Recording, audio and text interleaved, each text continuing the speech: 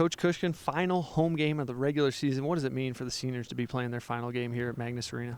Well, certainly it's tough to play in your final home game, but it's also a celebration of their careers and all that they've given to this program during their 4 years here. So we're, hopefully we come out, play with a lot of energy and heart and excitement for our 3 seniors. South Dakota comes in, best team right now in the Summit League, 10-2, have won 9 of their last 10 games. They're really rolling. What challenges did they present? Well, they're just a consistent team. They brought out an awful lot back from last year, and they don't do an awful lot, but what they do, they just do very well. So it's a matter of us just switching some things up, changing gears on them a little bit, both offensively and defensively, and just trying to keep them out of rhythm more than anything throughout a 40-minute game.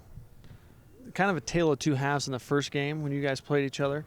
Played really well in the first half, not so good in the second half. What can you take away from the positive from that first half when you played these guys the first time? Well, I think it's consistency. The second half we did not rebound well, gave up way too many offensive rebounds to them, and just didn't play with the same intensity that we did in the first half. I think we went in down 2 or 3 points at halftime. So, for us, this game is a lot more about us than it is about them. It's preparing ourselves to play the way that we know that we are capable of and the way we have in some of our last games that we played.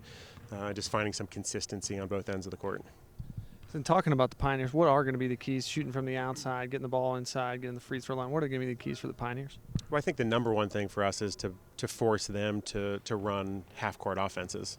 We have to take away their transition game, which is what they're best at, and cut down those easy points that they have the ability to score. So I think that will be number one for us. And number two is always rebounding. It's where they beat us pretty good in our first game, and we just have to meet their intensity and rebound the ball well.